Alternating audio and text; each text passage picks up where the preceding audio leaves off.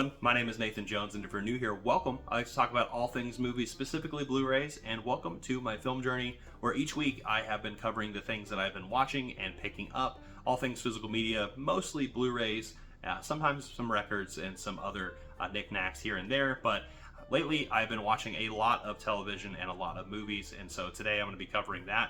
And if you might have noticed, I don't have any hair. It is the summer officially, and so that means it is getting humid outside where I live, and I want to shave my head because I hate humidity more than anything else. Anyway, I'm happy about this, but this is going to be a son of a gun to maintain, and sorry for all my friends who are actually bald and can't help it.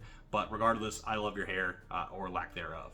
But now let's talk about the things that I have been doing for the past few weeks. I have been watching quite a bit of stuff. I've been finishing some projects here and there, and it has been exciting. But there's going to be some things coming up on the channel as we approach week 52, which is going to be probably the end of this experiment of doing this each week and kind of jumping into some different territory. As you know, I want to explore some other things, and so I have some big things on the horizon, and I'm really excited to kind of cover that. But we'll get to that as we get to the things that I have been watching. And I also picked up quite a bit of titles this week, and so I'll showcase that first off. But before we jump into all of that, let me know in the comment section down below what you have been checking out and picking up. I know that money's a little tight right now, and the things I'm about to show you probably showcase how weak I am as a consumer. And so, but regardless, I do hope I can scale back some and just start appreciating all the things that I have. But that being said, I would love to know what you're watching. Let me know in the comment section. So let's first cover the titles that I've been picking up for the week. In fact, there was a sale a few weeks ago on groove.com, a site that I frequent maybe a couple times a year, not too often.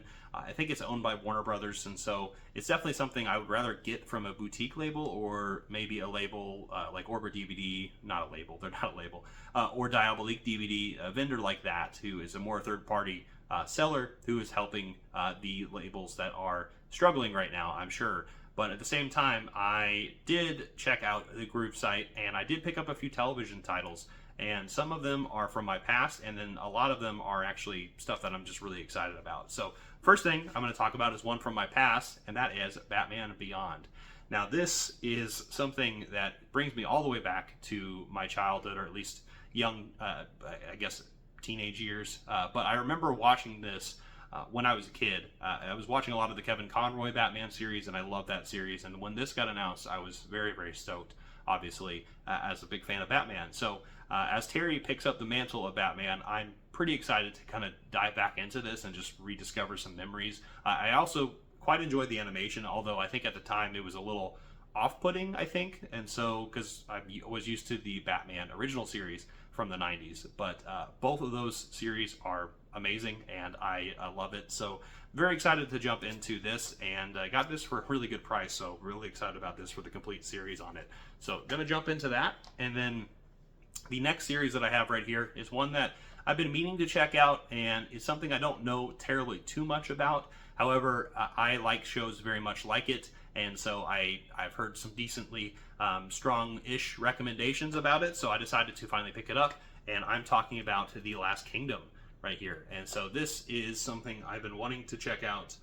This is set in 9th century England, so I think it has a lot to do with the Saxons and pretty much the creation of how England came about, I suppose, after thousands and thousands of years of the native people being there. But regardless, I'm excited about this, and excited about checking this out. It reminds me a lot of like Vikings.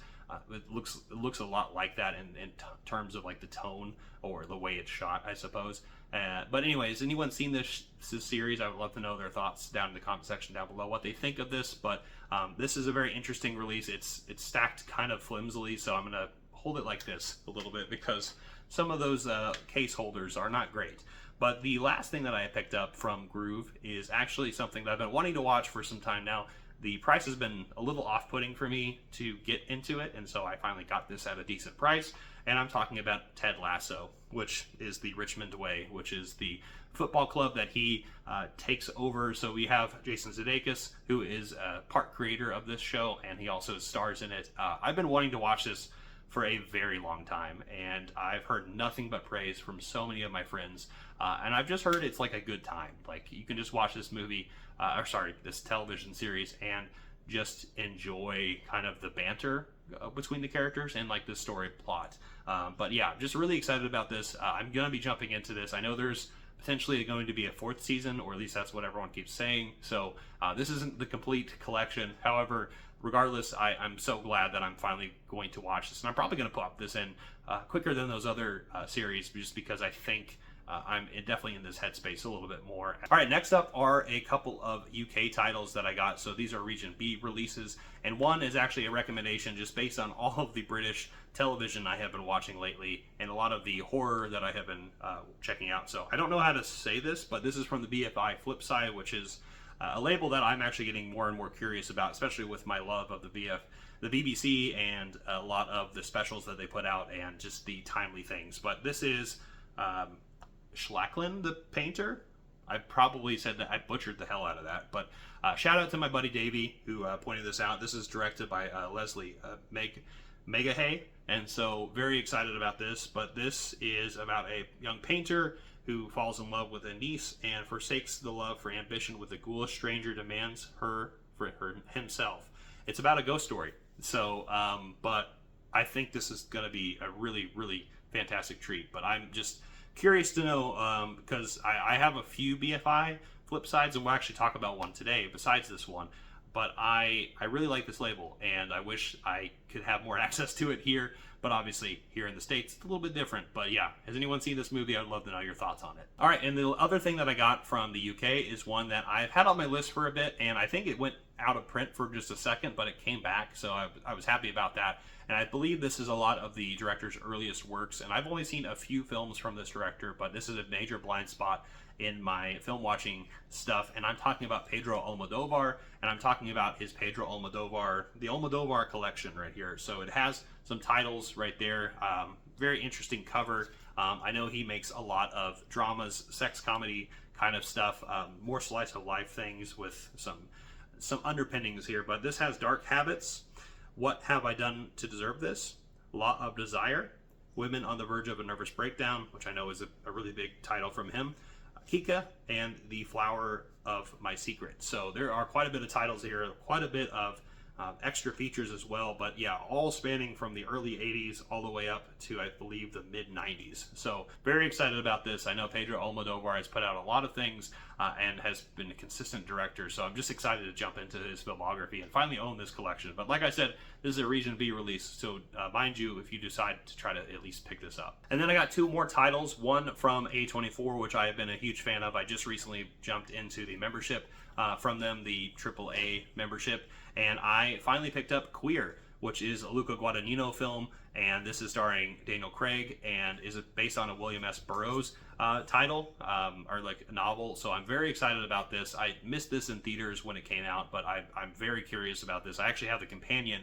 Speaking of the A24 membership, I actually got the magazine that is connected with this, and so I'll be watching this and then reading that. I'll probably be talking about this very, very soon. So check this out, and I'm very curious if anyone's seen it yet.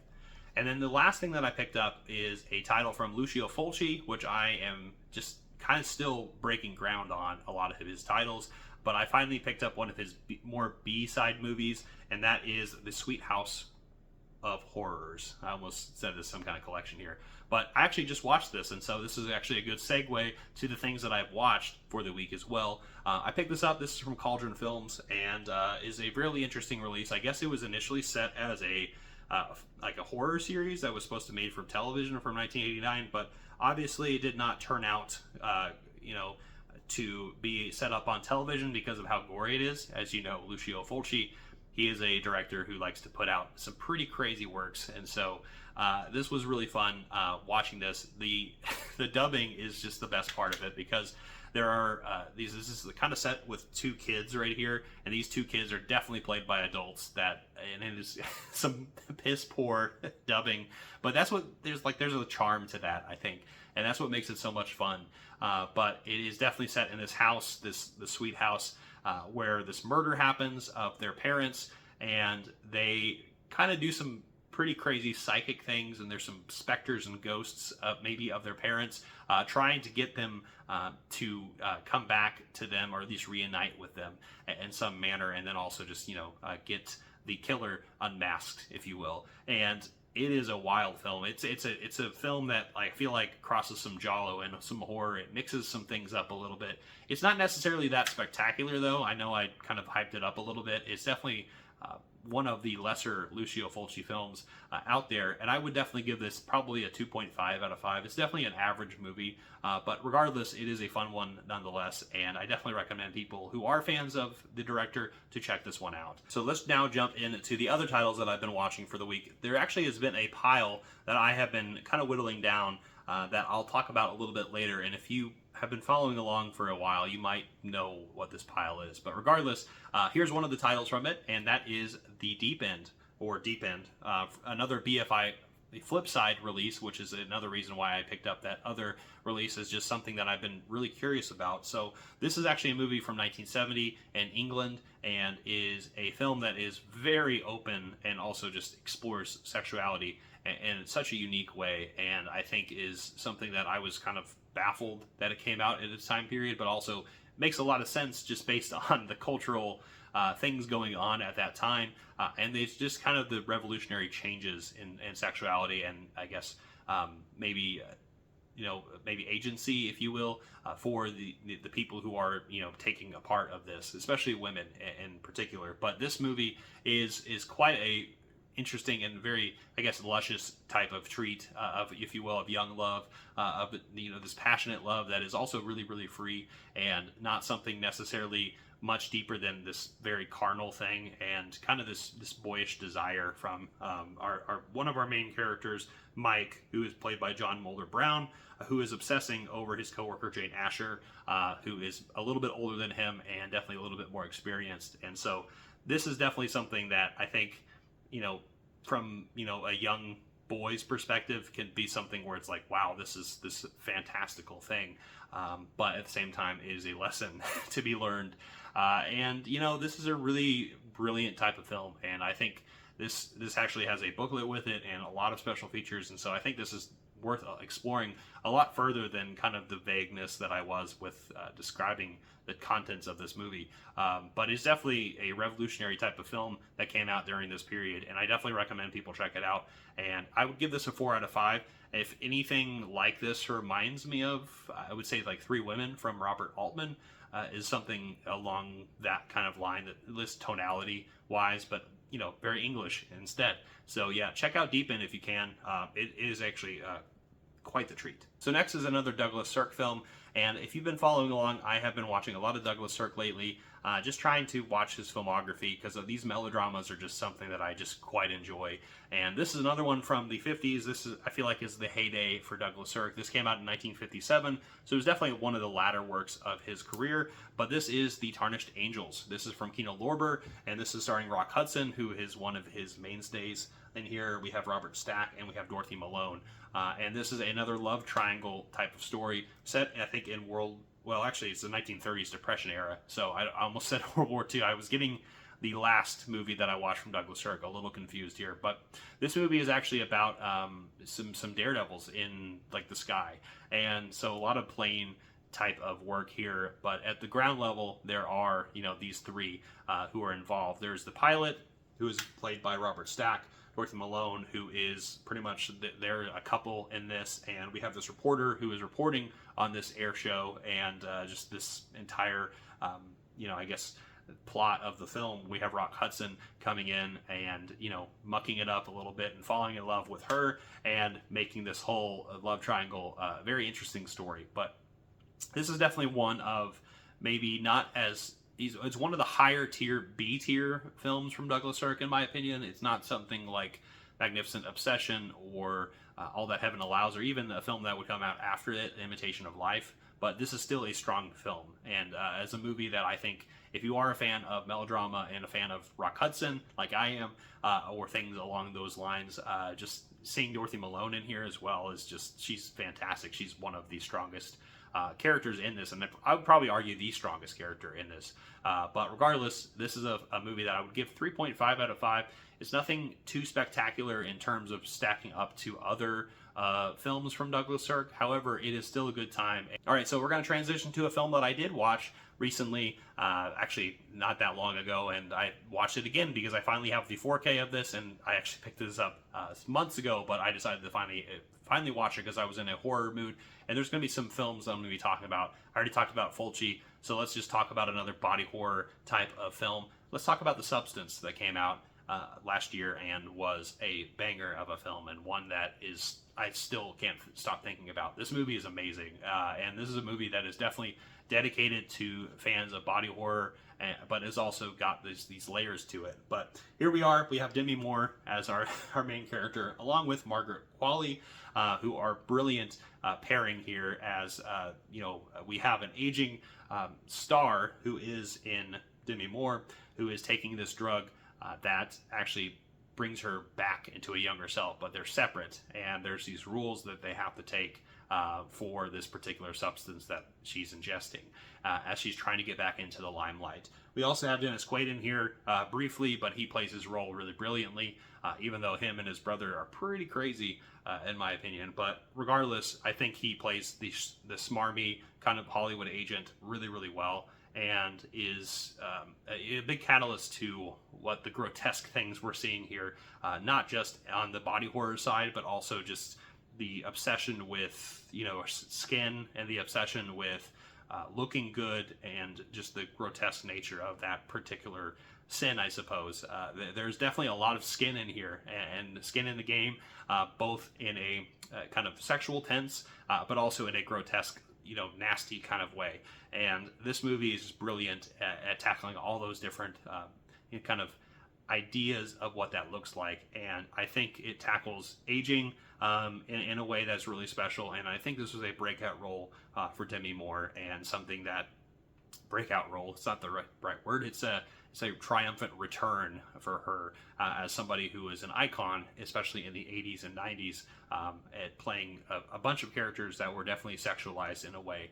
And so seeing Margaret Qualley kind of take on this role as well, she's fantastic as this other self, and I love her in it, and I think she plays a really good con to each other. And so yeah, check out The Substance. This movie is a great body horror film. It is definitely, warning, there's definitely a lot of skin in the game. So definitely check this movie out if you haven't seen it yet. This movie, probably a 5 out of 5. Yeah, that's how much I like it. Next, we're going to talk about another war movie. This one is actually directed by Sam Peckinpah, and I have actually been watching some Sam Peckinpah here and there lately, I've noticed. But this movie is one that I picked up last year when I was over in the UK, and that is Cross of Iron. And this is a Studio Canal 4K, and Studio Canal, man, cannot give enough praise. In fact, we'll talk about Studio Canal next week, because I'm actually watching another Studio Canal right on my shelf as we are filming this. But regardless, this movie is actually kind of showcasing the German side of the war in World War II. As they are on the German front, we have James Coburn, who is actually our main character here, alongside Maximilian Schell, James Mason, David Warner, and Cinta Berger.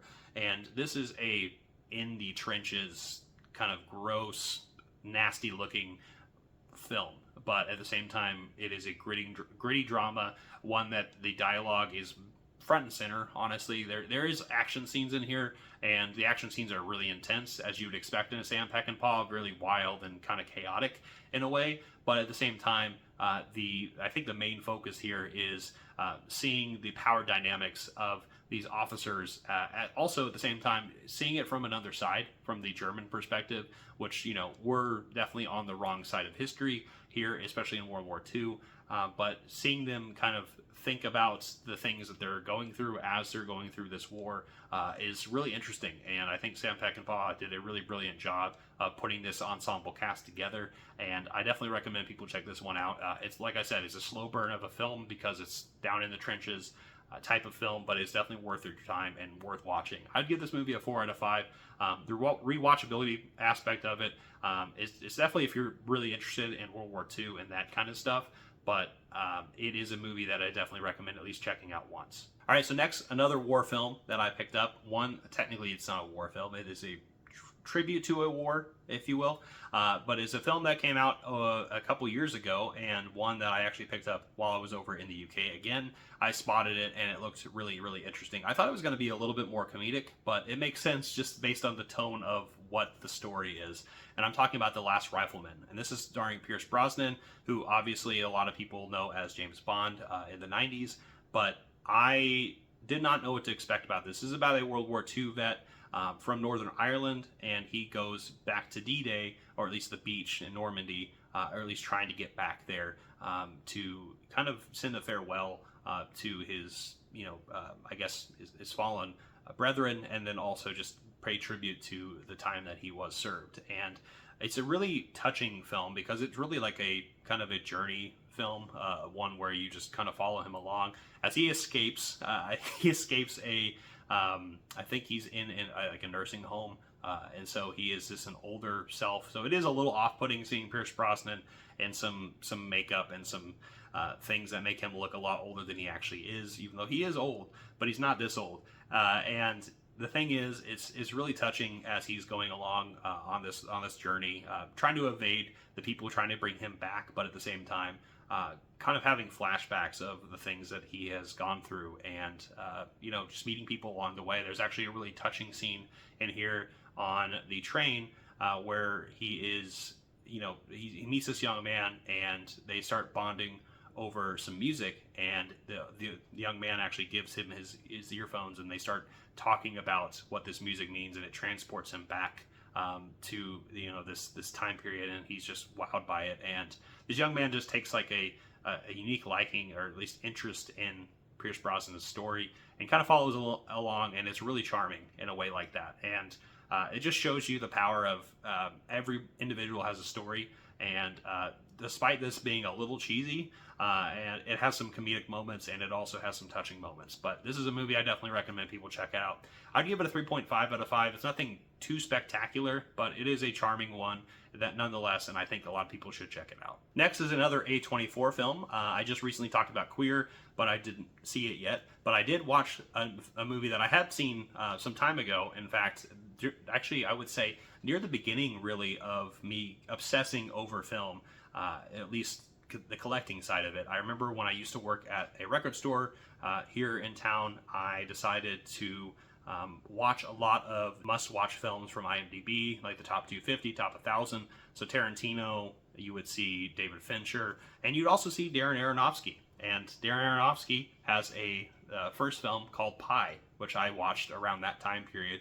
And it was a much different person when I watched this movie back then than I am now. However, it's really rich watching something like this and going back in time to a film that was really kind of revolutionary for a filmmaker who almost made like a student film, that is Pi, that feels very mature for what it's trying to showcase. It's definitely very guerrilla in the camera style. It can be a little off-putting probably for some people, but it's about a mathematician who is pretty much solving the future with numbers, and just kind of him going mad about it, and the people who he thinks are pretty much following him, and he might be right or wrong as he's predicting things happening. And it is really, really interesting because this came out, I said, in 1998, and so it was actually shot in black and white. It feels like a student film of sorts, especially with the guerrilla camera work, but the plot actually seems really frenetic and really fun, or at least chaotic in a way that makes it really interesting. And so I definitely recommend people check this movie out. I'd probably give this movie a 4 out of 5. It is definitely a movie that I really enjoy, and one that it was a pleasant surprise to go back to. All right, so before we jump into Starman, which is the last thing I'll talk about, and also the thing that took up the majority of the week, I was able to rewatch actually, a concert film from one of my favorite bands of all time. In fact, the band is right behind me. It's Opeth. And I was able to watch one of their DVDs that I've had for a long time. I've seen this multiple times. It's a nice hearkening to a time that I really, really enjoyed music more so than I do movies. And I still love music to this day, but I was able to rewatch the Royal Albert Hall performance from Opeth. And this is actually a 2-disc concert film, or they filmed in the Royal Albert Hall in England. And this is actually the Loyal Disharmonic Orchestra who conducted it alongside Opeth, the band. So huge fan of Michael Ackerfeld and company. The first part of the concert was actually doing Black Water Park, which is actually probably that actually is their most iconic album to date. And in 2001, that was an album that it just shook the world, and it still shakes the world today. I'm a huge fan of Damnation, and we'll get to that here in a second. But Black Water Park is a brilliant, brilliant album, and seeing it on stage again live was just a chef's kiss right there. I mean, it's a masterpiece for a reason. Now, disc 2 is actually really interesting because at this time in 2010, they had been this progressive metal outfit that has turned they've shaped in and out of prog rock a little bit. But before they jumped into the prog rock ship that they pretty much are in now, they put out a song for each of their subsequent albums that came out all the way up to 2010. And so it was really cool kind of just revisiting their entire filmography from Orchid from the early to mid 90s all the way up to 2010. So it's a really nice taste of all of their the records that they put out. So the first song is Forest of October from Orchid. We have Advent from Morning Rise, April Ethereal from Your Arms My Hearse, The More from, wow, I'm blanking, Still Life, and we have Wreath from Deliverance, Hope Leaves from Damnation, which is this album right here, Harlequin Forest from The Ghost Reveries, and The Lotus Eater from Watershed. So I'm a huge Opeth fan, huge fan of prog rock and prog metal, and if anyone is a fan of their stuff, this is an amazing concert film. 5 out of 5. Highly, highly love it. I might do some more of these kind of things as I'm rewatching. I actually have quite a bit of DVDs and Blu-rays of different bands that I listen to, and so I kind of want to jump back into it as I'm kind of poking in and out of TV and movies. And the last thing I want to talk about is the Starman series. So this is actually the Starman film right here with Jeff Bridges and Karen Allen. However, they made a series that came out right after it, and they decided to, I guess, extend this into a series of 22 episodes, which was the standard fanfare of the time. That's how seasons were back in the day, which is really interesting because they definitely stretched the concept out in a really crazy way and maybe recycled some things. But regardless, this was actually surprisingly charming. I wanted to dog this show so bad because I watched the first few episodes. Go ahead and watch the trailer, or at least the intro on YouTube. You can watch the intro to the Starman series. It is very goofy and very lighthearted, and I definitely was not expecting the show that I was about to watch, because I definitely grew to enjoy this character of Starman, and this as he's coming back to Earth. So it picks up years later, after I think 15 years is what I think the time lapse that is between the time that these two met each other. He gave her a child, and this child is grown up, but she has disappeared. And obviously, if you are familiar with the Starman movie, Jeff Bridges is an alien from outer space who is this light that actually inhabits a human body, or at least created a human body. So it's actually in a different body now as he comes back to Earth, trying to reconnect with his son and also just trying to find his lost love. These two actors are not in the show, but what I find really, really fascinating is in this particular release, there is the 22 episodes on 4K of all things, which is kind of crazy to think about because I would not expect this to be on 4K, but this is what this set is. It's a 4K set. But again, going back to this, it is definitely very cheesy. It's very corny, sci-fi kind of family television series that, as they're kind of getting chased by the government, very similar to how it is in the first movie, in a way. But as they're going through town to town, it's really interesting to also see how our main character is like, all these women keep lining up to meet him, and then his son is actually quite rambunctious and honestly quite mature for his age, and so it's really interesting as he discovers whether or not he is related to this half human, half alien hybrid, but with some interesting powers. And the powers are really cheesy, if you will, but at the same time, it is kind of charming in that way. I would definitely recommend people check it out if you are into the television around this time period. It's definitely a show that is not good, but it is fun. I'd give this a 3.5 out of 5. It kind of warmed my heart as I watched it more and more, and I actually really enjoyed this. In fact, I might watch it here in the future sometime. So yeah, excellent disc here, an excellent box set. This is my favorite box set so far of all the Columbia Classic lineup, and I'm excited to jump into Volume 5, which here I'll be doing very, very soon, probably next week or so. But regardless, with that being said, I hope everyone enjoyed my little rant about all the movies and television series that I have been watching and picking up.